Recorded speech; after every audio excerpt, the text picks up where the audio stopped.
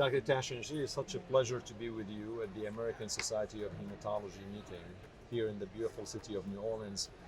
And I realize that there's probably a lot of things in adult hematology and oncology at this meeting, but I'm pretty sure there are some nuggets and certain things that you can tell us what really struck you and intrigued you in the field of pediatric hematology and oncology.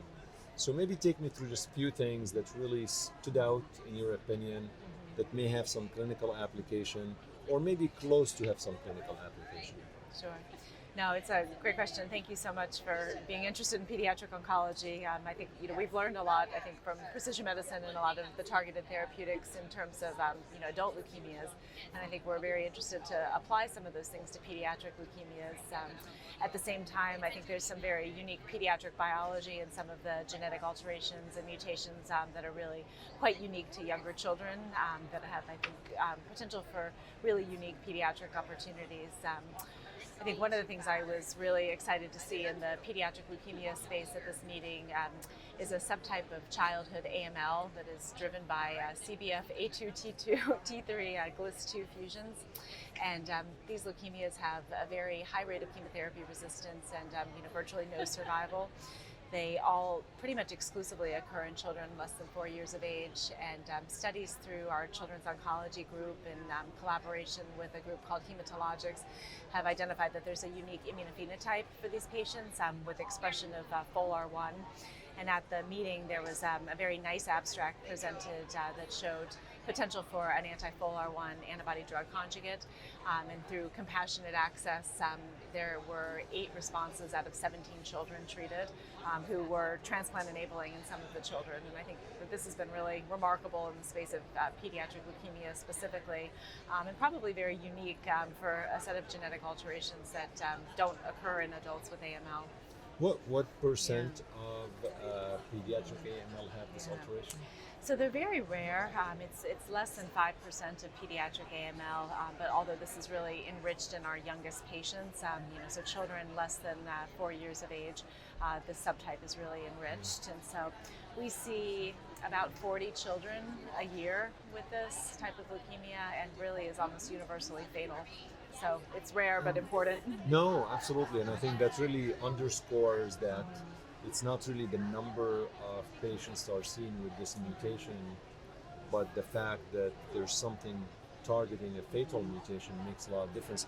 But how are you seeing in the real world, outside of clinical trials, that pediatric oncologists or hematologists are looking for this mutation? Is it standard practice to sequence and take a look at these?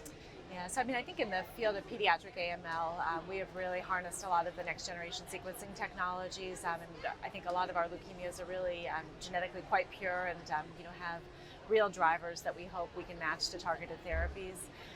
We have a current phase 3 clinical trial for children in North America through our Children's Oncology group, and we are performing very detailed genomic characterization and trying to allocate patients to precision medicine therapies when it's appropriate.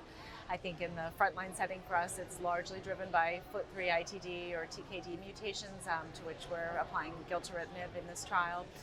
But I think there's been a lot of discovery, and especially in the phase 1 clinical space for children with relapsed leukemias, we're really looking for some of the targeted therapies against kinase inhibitors or small molecule inhibitor targetable mutations, and then in the field as well of immunotherapy in terms of targeted therapies for these patients if there's a specific immunophenotype.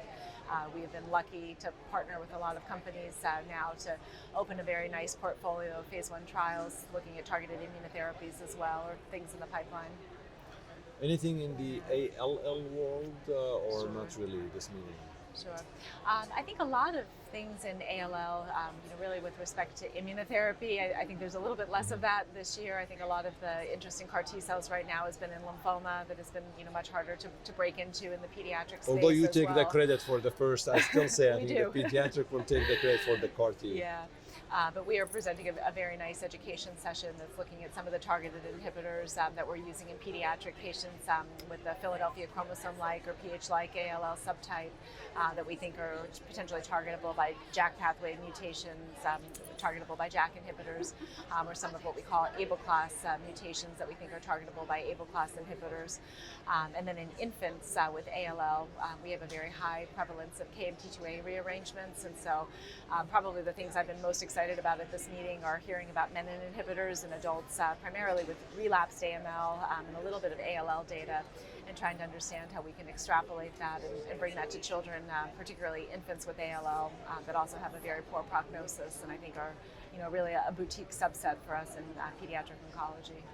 Speaking of the menin inhibitors, do you see, maybe you allude to this just a little bit, the MLL, do you see that in a lot of pediatrics, in the MLL fusion? Yes.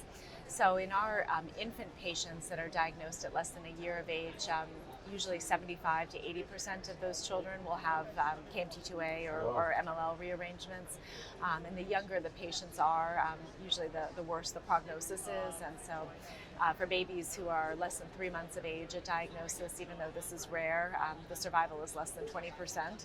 So this is another area of focus for us, with probably less common numbers, but certainly a high unmet medical need. And the same in AML.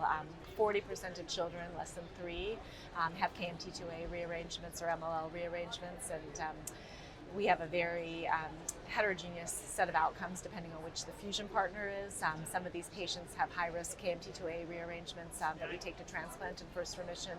Some are more intermediate, where we treat with chemotherapy, but they still have probably a 50% risk of relapse. So we're very interested in the menin inhibitor space, I think, not just for AML, but also for ALL, given that That's biology. fascinating. Again, every time I have a conversation with a pediatric oncology hematologist, I always want to ask about when we talk about AYA in general, right? I mean, AYA obviously stands for adolescents and young adults. And the reason I bring this up is age. What is the age where you still feel that the patient should be seen by a pediatric oncologist hematologist? And this becomes a little bit pertinent in the Hodgkin lymphoma situation, right? I mean, we have enough data out there, and probably we don't need to elaborate on it right now in terms of the regimens and all of this. But do you feel there's a certain age by which patients should be seen by a pediatric oncologist, hematologist versus adult? Does it matter? I mean, how do you try to navigate that? No, it's a great question. For a lot of our children's oncology group protocols, we've been able to enroll patients up to the age of 30 years. Some of our European counterparts can enroll AYA patients up to the age of 45. I think, practically speaking, for most of us at academic pediatric hospitals, we can easily treat patients to the age of 21 in our hospitals because of need for other subspecialty care who may not be as comfortable, in that 20-year-old AYA space.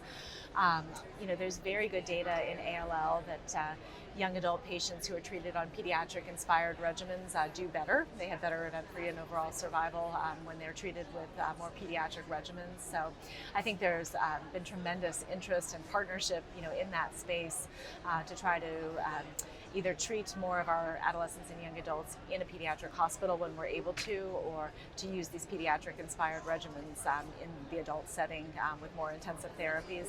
Hodgkin lymphoma is a great example. ALL as well. Yeah, I mean, it's just like there's so much data out there that the pediatric regimen really is better.